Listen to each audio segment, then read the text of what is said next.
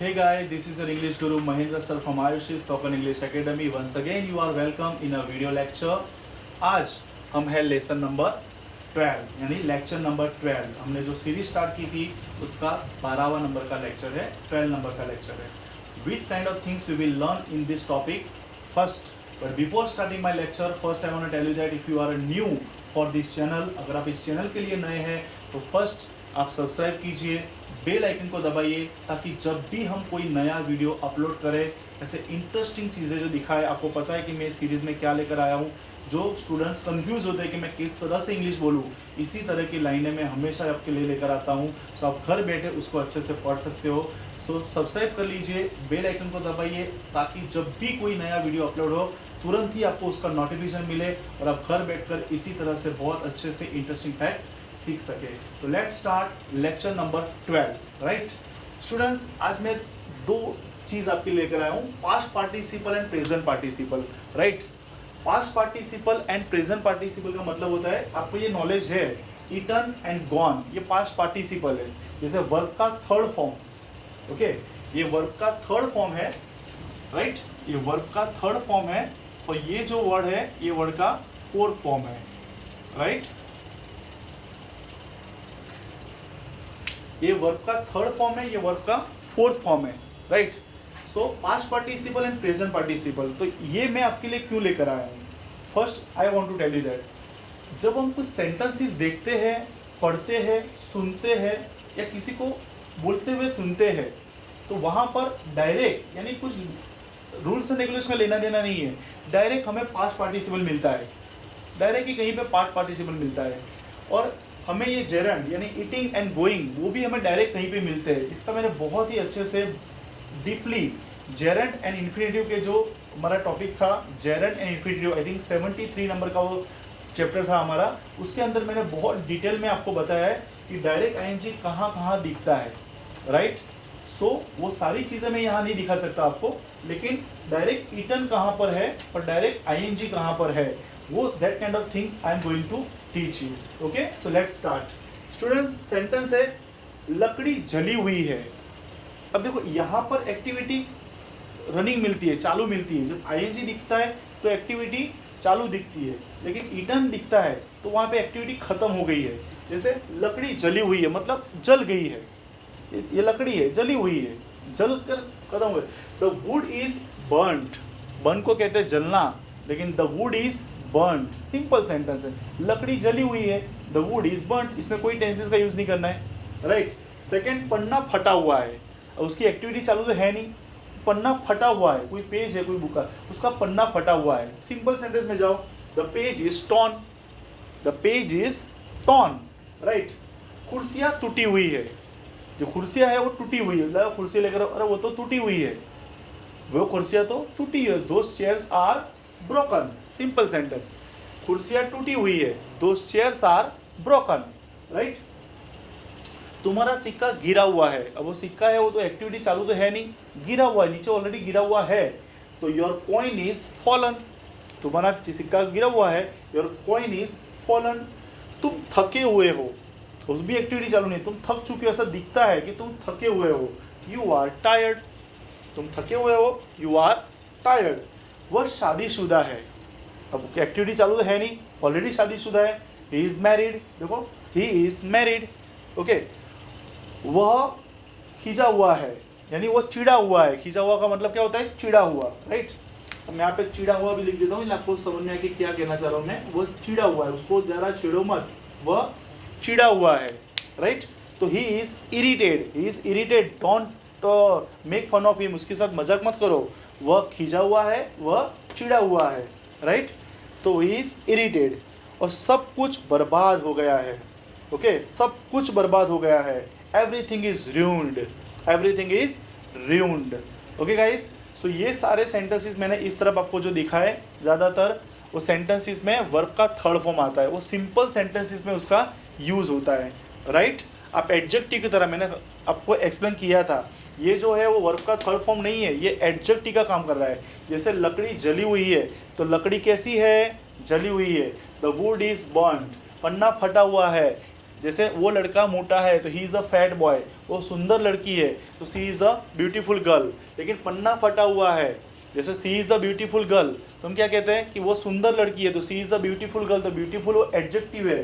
तो पन्ना फटा हुआ है, कैसा है, फटा हुआ। तो page is torn, right, the page is torn. Okay, तो ये मैंने लिखा है पास्ट पार्टिसिपल, इट्स ओके, लेकिन इसको आप एडजेक्टिव के तौर पे लीजिए, राइट। जो एडजेक्टिव आप जानते हो उसके तौर पे आप लीजिए, एडी का मतलब होता है एडजेक्टिव, राइट।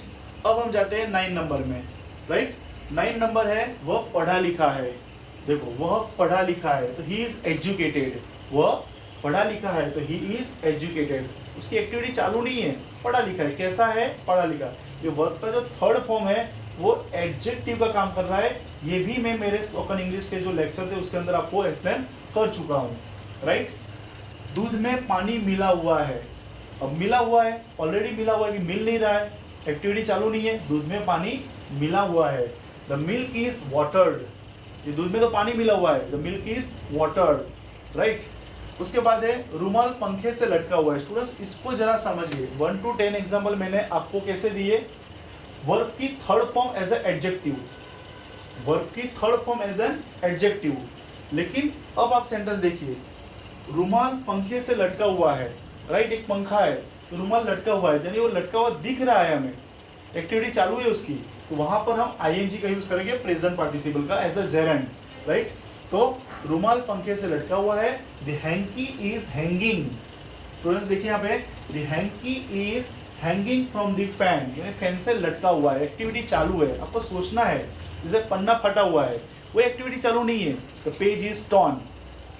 लेकिन रुमाल पंखे से लटका हुआ है, the hanky is hanging from the fan, right. Next example, वह अभी सोया हुआ है। समझो उसकी सोने की क्रिया चालू है, वो अभी सोया हुआ है। सिंपल प्रेजेंट में जाओ, he is sleeping now, he is sleeping now, right. Number 13, मैंने जलती हुई ट्रेन को देखी है। मैंने मेरे लाइफ में जलती हुई ट्रेन को फेस टू फेस देखी है। जलती हुई यानी वो जल रही थी उस टाइम पे, एक्टिविटी चालू थी, मैंने जलती हुई ट्रेन को देखी है। I have seen a burning train, I have seen a burning train, मैंने जलती हुई ट्रेन को देखी है। जंगल में आग लगी हुई है, यानी क्रिया चालू है, जंगल में आग लगी है। The forest is on burning, the forest is on burning, right. तुम्हारी पेन गिरी हुई है, तुम्हारी पेन गिरी हुई है, तुम्हारी पेन गिरी हुई है, तो यहाँ पे एक्टिविटी चालू नहीं है, योर पेन्स आर फॉलन, तुम्हारी पेन गिर गई है नीचे, your pens are fallen. Next number 16, वह बिछावने पर लेटा हुआ है। ये एक्टिविटी चालू दिख रही है, वह बिछावने पर लेटा हुआ है, he is lying on the bed. आपको समझना होगा कि एक्टिविटी चालू है तो मैं आईएनजी लगाऊंगा, एक्टिविटी खत्म हो गई है तो मैं वर्ब का third form as an adjective लगाऊंगा। वह कोने में बैठी हुई है, अब देखो कोने में बैठी हुई है मतलब उसकी एक्टिविटी तो हमें दिखती है कि वो कोने में बैठी हुई है। तो she is sitting in the corner, तो चालू वर्तमान काल है, आपको आता है, she is sitting on the corner. वहाँ बारिश हुई है, राइट, तो इट हैज रेन देयर, बारिश हो रही है, इट इज रेनिंग देयर। वहाँ बारिश हुई है तो इट हैज रेन देयर। यह वीडियो छुपा हुआ है, अब देखो छुप रहा है ऐसा नहीं है, छुपा हुआ है, this video is hidden. Last, यह मूवी डाउनलोड किया जा चुका है, this movie is downloaded, this movie is downloaded, right. एक बार फिर से मैं सारे वर्ड्स आपको दिखा रहा हूँ। Students, past participle and present participle as an gerund, right. Verb का थर्ड फॉर्म, स्टूडेंट्स यहाँ पर वर्ब का थर्ड फॉर्म पास्ट पार्टिसिपल, इसको मत समझिए, मैंने पीछे लिखा हुआ है, वो एडजेक्टिव है, राइट, वो एक एडजेक्टिव है और ये जेरेंट का काम करेगा।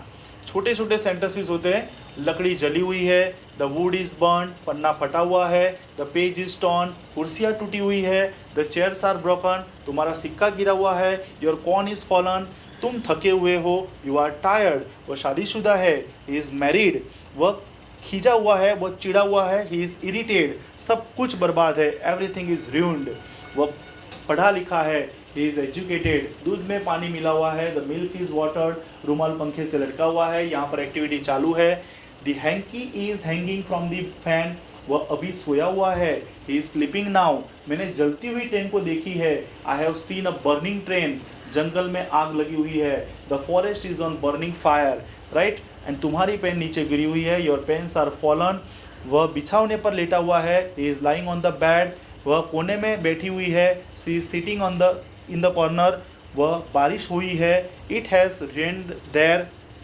बारिश हो रही है तो इट इज़ रेनिंग देयर। यह वीडियो छिपा हुआ है, दिस वीडियो इज़ हिडन। यह मूवी डाउनलोड किया जा चुका है, तो यह मूवी डाउनलोड किया हुआ है, दिस मूवी इज़ डाउनलोडेड। अगर इसमें ऐसा बोले यह मूवी डाउनलोड किया जा चुका है तो आपको परफेक्ट प्रेजेंट में जाना पड़ेगा, this movie has been downloaded, right guys. Okay students, so था इंटरेस्टिंग।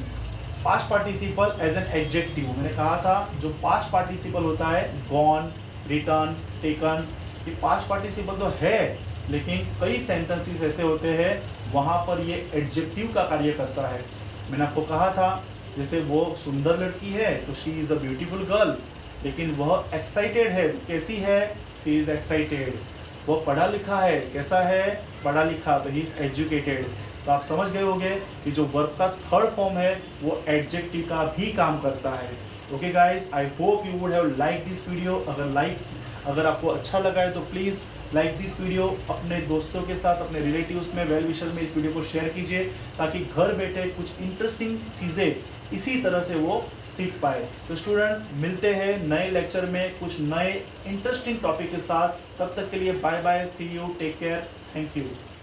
For more videos